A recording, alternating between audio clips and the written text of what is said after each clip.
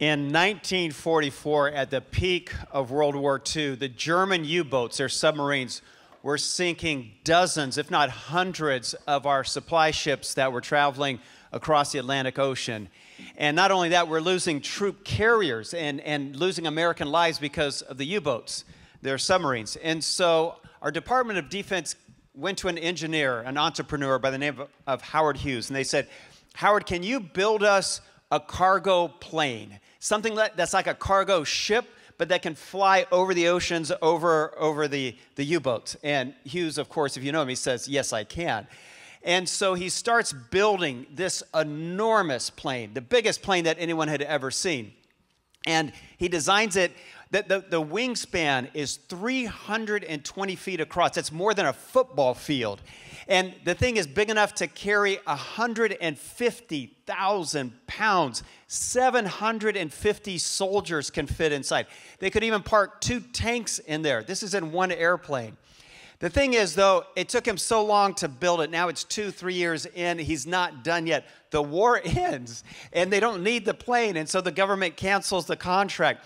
But Hughes says, I'm going to finish this anyway. This is something spectacular. But the truth is, it wasn't so spectacular because as he's finishing it, people are realizing there are some design engineering mistakes. First of all, he builds it as an amphibious plane. Why it needed to land on and take off in water, we have no idea, but it's amphibious. The second thing is he builds it out of wood, of all things, out of balsa and spruce. And I'm sorry, birch and spruce. And so the reporters start mocking him and they're calling it the Spruce Goose. Some of you have seen this in Long Beach. It used to be there. And so he's building this thing in the harbor. Finally, he's done. This big, it looks like Noah's Ark that's meant to fly, and because it's made out of wood. And so finally he says, well, I'm going to fly it. And so he gets about 3 or 4 other pilots, and he's a pilot. They get inside, and they're in the Long Beach harbor, and he revs the engine, and now there's a crowd of reporters and people and spectators, and he takes off in the Long Beach harbor, and he gets all of about 25 feet off the water, and he goes less than a mile, and then he lands. And it's over. That was it. That's the last time it left the water or left the ground. The thing was meant to fly thousands of miles across oceans. Instead, it's floating in a pond. You know, it was supposed to carry hundreds of troops and fly at 25,000 feet. Instead, it's at 25 feet. I think the Spruce Goose is a lot like a lot of people's lives. Our lives are filled with potential and possibilities, and we just never get out of the retention basin, never get off the pond, and we just kind of sit there and float like the Spruce Goose. I want to say this morning, we're starting this new series we've titled Launch. And we're saying 2018 is your year to live the rocket ship of your life. Maybe you've been waiting too long to do the things that you know God has called you to do. Your life is filled with potential. It's time to stop floating. It's time to start flying. So here's the thing. We're going to be looking at Joshua. So grab your Bibles and open up to the book of Joshua, chapter 1. I love Joshua. I don't know how much you know about the book of Joshua, but the book of Joshua is about new beginnings. It's about finally living the life that God made you to live. It's about finally getting there. You knew you could make it. You thought you could make it, but Joshua is about finally getting there. Joshua is about starting something brand new. It's also, at the same time, it's about leaving your past behind. It's about starting over, starting again, getting out of the worst place, the worst thing that's happened to you, and onto something brand new. That's a story in Joshua. It's a story of believing that God and having faith has something so good for you that you're not afraid to do it. All right, I'm going to start in verse 1. We're going to read through verse 6 in chapter 1. After the death of Moses, the servant of the Lord said to Joshua, son of Nun, Moses' aide, Moses, my servant, is dead. Now then, you and all these people get ready to cross the Jordan River and into the land I'm about to give them, to the Israelites. I will give you every place where you set your foot, as I promised Moses. Your territory will extend from the deserts to Lebanon, and from the great river, the Euphrates, the Hittite country, to the Mediterranean Sea in the west. No one will be able to stand against you all the days of your life. As I was with Moses, so I will be with you. I will never leave you. I will never forsake you. Be strong and courageous, because you will lead these people to inherit the land I swore to their ancestors to give them. So just to put this in context, I think a lot of you know the story, but I'll back up. This is the second time that the people of Israel are at the banks of the Jordan River. They had come here with Moses before, but Moses had a lot of excuses, a lot of delays, and he never did launch the rocket ship of his life and the nation of Israel's lives. He never would go into the promised land across the Jordan River. So now Joshua is back, and this time he's ready to do it.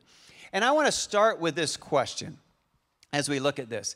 And the question is this: what will you do with your brand new year? I believe that for all of us here, God has been telling you something to do with your life. And it's probably big, but you've hesitated, you've waited. And I want to say, as we start a new year, what will you do with your brand new year? I have a key idea in your outline and on the screen, and I'm wondering if you can just look at this, and hopefully this idea sticks with you as you leave. If God has been speaking to you, telling you what to do next, where to go, but you have delayed, then now I want to say 2018 is your time to launch the rocket ship of your life. This is your day to do that. And that's the challenge that I want to put in front of you. What has God been telling you to do? I don't know what it is. You know what it is, and God knows what it is. And if you've been delaying, He and you are the only two who know. But maybe it's to finally become the spiritual leader that God made you to be in your family. Maybe it's to invest more time in your marriage or into your kids. Maybe it's time for you to launch your own business and start. You've had that desire for years, but you've been afraid. Now, this is your year to do that.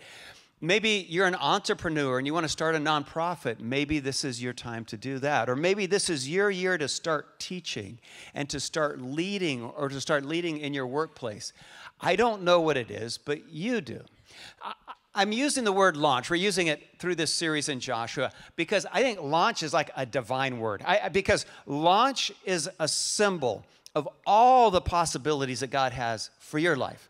I think it's a symbol of the adventure that He has waiting for your life. Launch is a word, isn't a word that points toward opportunity, something that is unknown, but it's always exciting. And if you think about the word launch is an upward pointing word. You can't launch down. You can launch down, but it's not going to go well. You're going to crash. It just doesn't go well. And when you think about the word launch, it's a forward thinking word. You don't launch backwards. People don't do that.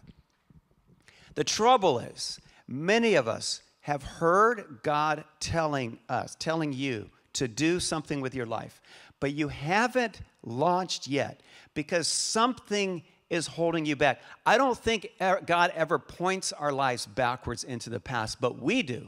We hold on to places and people and experiences in the past, and sometimes we think it's better if we go back. And I want to say no. There are probably people in your life that are holding you back. If I ask you to think right now, is there something negative from your past? Maybe it was a habit or an addiction or an experience or a person, and they're still holding your life down. You're still on the launch pad of your life because of what's in your past. I want to say now is a time to untie those ropes and to go. I'll use this launch example, this launch story. John Ortberg is a pastor and a writer.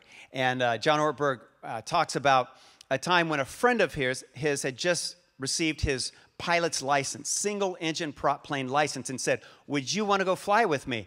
Now, I get those requests every once in a while, and so do you. My advice is always say no. You're going to end up on the edge of the Mogollon Rim wrapped around a pine tree. That's what's going to happen, all right? Some of you here are great pilots.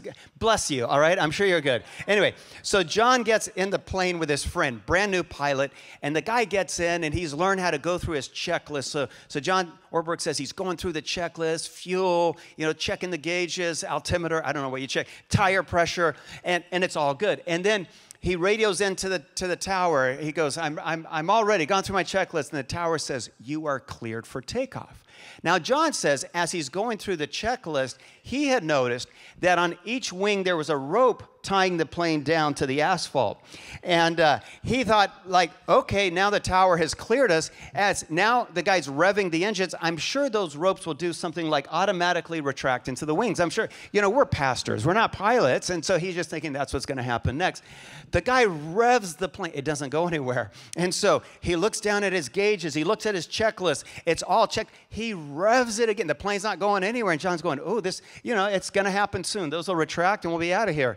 And the third time he revs it, he finally looks out the window and he goes, come the dawn, we're still tied down, John. And John's like, I want to get out of the plane. Can I get out of the plane? I told you. And then the guy goes, hey, John, isn't this the funniest thing? We forgot to untie the plane. And John goes, I just want to get out of the plane. Can I get out of the plane? The thing is, if you look at your past, you have people like that. They're holding you down. They've tied you to the asphalt, to the launch pad, and you're going to have to untie the ropes. You're going to have to cut them loose. Whether it's a person or a place, you can't go back. God doesn't launch us backwards into the past. He points us towards something brand new that is waiting for us. The thing is, we, like Moses, like Joshua, we all have this choice. You see, we can either go back in our past, and I have this on the screen. We can either go back in our past and keep living there, or we can remain in the present where we are right now, or we can embrace this brand new future that God has for us. We all have that choice. You must choose. You must make the decision to move on. Maybe the most spiritual thing you will do this year, maybe the most spiritual thing you will do this January 2018 is to finally live the life, launch into what God has for you next, and to make the decision to do that. All right, here's the next thought, the next challenge from this passage I want to share with you. It's this: the launch pad will never be perfect. So, like I said, 40 years earlier, Moses and the people had come to this exact spot. And Moses saw too many obstacles, and so he made a U-turn. And here's why.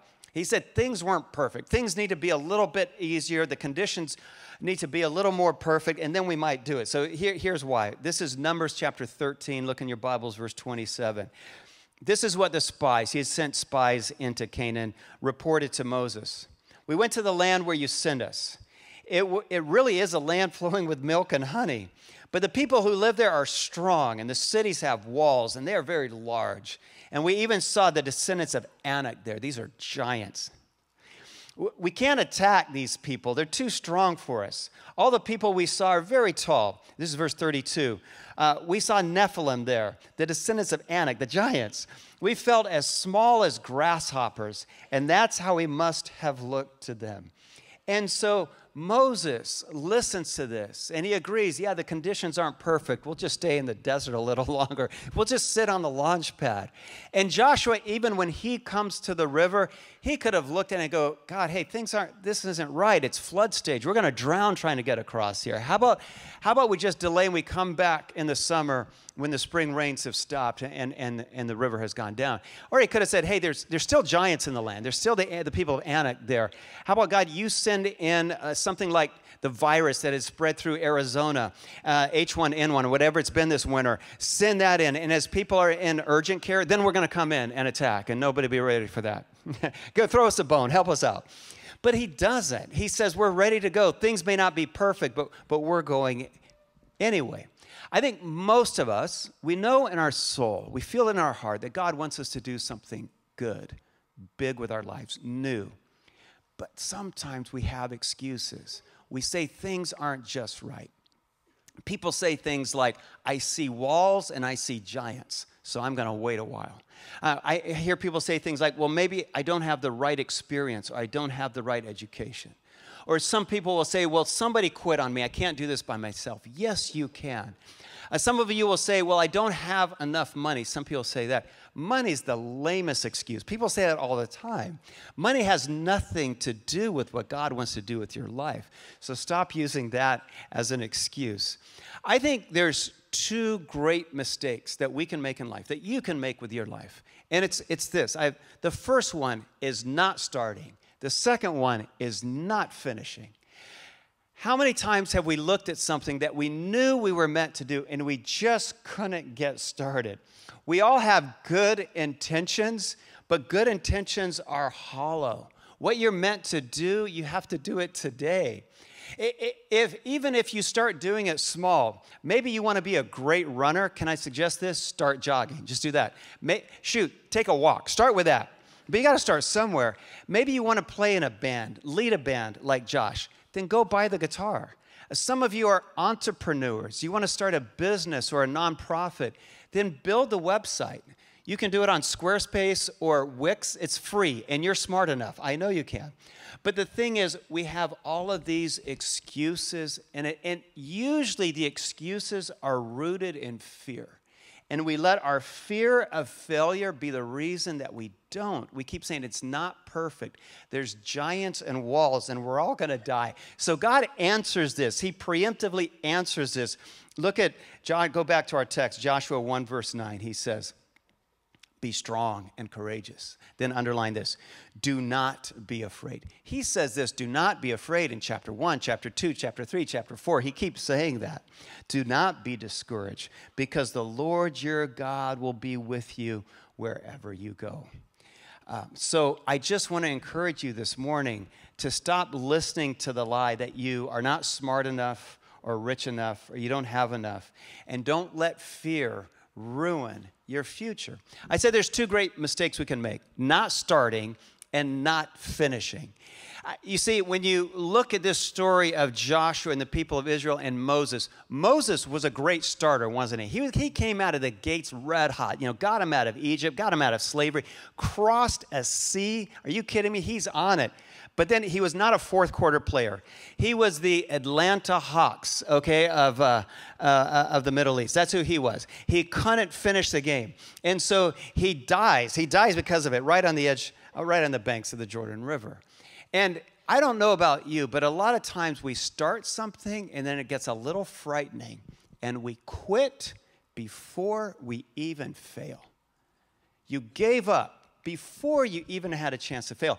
I've had that happen in my life, and it's the worst. It's rotten and it stinks. Let me tell you what happened. This is my least favorite one. I'm going to share with you. Okay, so when I was a college pastor in Chicago, in Wheaton, I started taking basketball teams and a band to Cuba. And we played their Olympic team over 3 years, made 3 trips, probably a dozen different times with the guys I took down there, the players.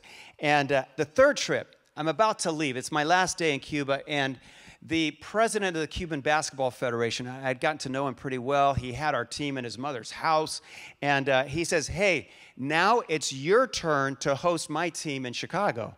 I said, you want me to line up basketball games for your Olympic team in Chicago? He says, oh, yeah, you can do that. He says, and then he gives me on a piece of paper, he says, here's the dates we're coming. I'm like, okay, Tomas, because he had been incredible hosting us. So now I felt this obligation to return the favor.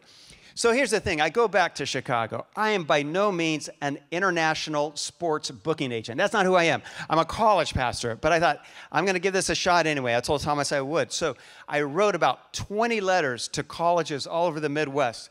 And then I started to follow up with phone calls, one after another. And you know what? In about 3 weeks, I had 5 games scheduled. I thought it was impossible, but I had Wheaton College. I had Taylor University. I had Olivet Nazarene. I had Bryant College. And these are great colleges that I have lined up. And then at about 3 weeks in, do you know what happened? I chickened out. That's what happened. Because 3 weeks in, I'm like, man, I don't think I'll have enough money. These cheap colleges are just giving me $500 a game. How am I going to feed these big players 3 meals a day? How am I going to pay for hotels? How am I going to pay for rental vans?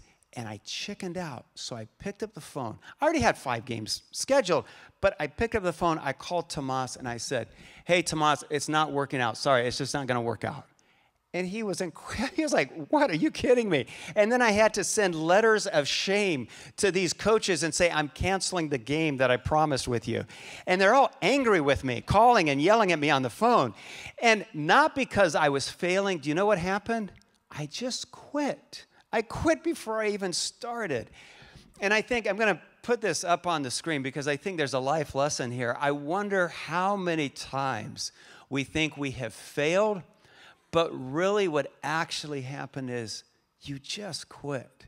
And so I'm here this morning to say, don't give up. If you know that God has called you to do something with your life, don't stop.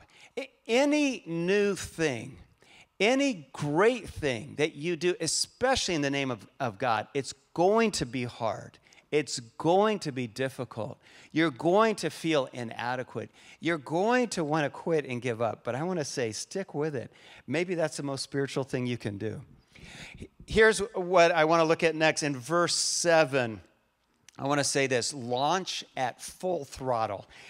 The rocket ship I have, it crashes at half power. This is verse 7. This is from the Message Bible. God says to Joshua, give it everything you have, heart and soul. In other words, give it all you've got. So Joshua is about to cross the Jordan River, and there are 2.5 tribes that are only in halfway. They're only in half power. They're not giving it full throttle. Yeah, look down in our text to verse 12 in Joshua chapter 1, and we read this: but the Reubenites, the Gadites, and the half tribe of Manasseh, to them Joshua said, remember the command that Moses, the servant of the Lord, gave you after he said, the Lord your God will give you rest by giving you this land, your wives, your children, your livestock. They may stay in the land that Moses gave you, listen to this, east of the Jordan. East, that's the wrong side of the Jordan River. The promised land was on the west side, towards the Mediterranean. But these 2.5 tribes, they had gotten comfortable in the desert. They said, hey, it's safer here. We're just going to stay here. Is it okay? We just want to stay right here. We just want to go about halfway. We want to launch with like half power. And Moses had agreed to it, and all it does is bring the whole nation backwards. And they never do follow God, this whole 2.5 tribes of Gad, Manasseh, Gad, Reuben, Gad, and half the tribe of Manasseh. In Colossians chapter 3, Paul says this: whatever you do for God, do it with your whole heart. Just like God said to Joshua, give it everything you've got. And so if you have put your finger on what God is telling you to do, it's time to quit your side hustle, time to quit your day job, and just pour your life into that. If it's a new career, if it's a new direction, then give it everything you've got. All right, one last thought that I want to leave you with, and it's this. And it's simple. Launch now. 2018. This is your year. I have the word now really big because I think there's some urgency to it. You can't launch now without urgency. We started with this question: what has God been saying to you? I want you to take these thoughts home with you. And that's the first one here. What has God been saying to you? What has he been saying to you? And maybe he's been telling you to do something, but you haven't done it yet. Or have you prayed about it? And then third, what has God been teaching you, but you haven't put it into practice yet? And then, are you making decisions based on fear, or are you making decisions based on faith? And the last one is, now is the time to point your life in the direction that you know God wants to take you. I said the word now is an urgent word, isn't it? I think the most important things that you are called to do in life, they don't always come with urgency. If you're writing anything down, write this down. You must create your own urgency. If you know it's what you're supposed to do, you have to create your own urgency. The raw fuel of urgency is this word. It's desperation. Have you ever felt desperate? That will make you hustle and bust it, won't you? When you feel desperate. And maybe the most important thing that you know you need to do, you don't have to do it. It's your choice whether you do it or not. So create your own urgency and start operating out of desperation. Let me share with you an urgency and desperation story. This is a true story.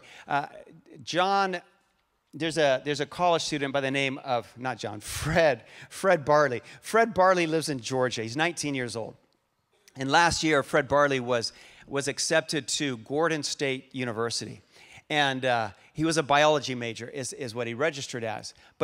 But Fred Barley had no money to go to school. And so he decided to go to Gordon State 2 weeks before class started. One, he wanted to get the biology classes that he needed, get registered for those. And two, he had to find a job so he could put himself through school. And so Fred Barley didn't have a car, didn't have a job, so he found his little brother and he said, hey, I need to borrow your bike. And then he gets on the bike to go to college, and here he is. This is a true story. This is Fred on his brother's bike. He rode that bike 60 miles, all right? His college was 60 miles down the highway in the Georgia sun. He says it took him 6 hours. He says he was burning. It was July. He thought he was going to die in the sun. He had 2 giant duffel bags and a tent, and he left for college. And he gets to Gordon State. He registers for the classes that he wants that fall. And then whatever daylight is left, he spends it looking for a job because he has to pay for school. He doesn't find a job that first day, so he has a tent in his duffel bag. He pitches the tent on the college campus behind some bushes. That's what he does. And so, of course, a couple hours later, 2 police officers come and they find him there. And they said he has 2 gallons of water and he's eating Cheerios for dinner with no milk. And that's what he's doing. And they said, what are you doing? And he says, well, I'm here to go to school. I need to find a job. They said, well, you can't sleep in a tent under the bushes. And so the 2 officers took him across the street and they paid for his first 2 nights in a motel. One of the officers' wives, when he got home, she heard the story. So she puts on social media, hey, we need to help this young college student named Fred Barley. He needs a job. He needs somewhere to stay for 2 weeks. The next day, people had paid for the motel till school started. The next day, the owner of a pizza shop, she came and found him on the campus and said, you have a job. And that was the first day. By day 8, people had been giving to his college fund that he was trying to save up money for. By day 8, they had given $184,000. Are you kidding me?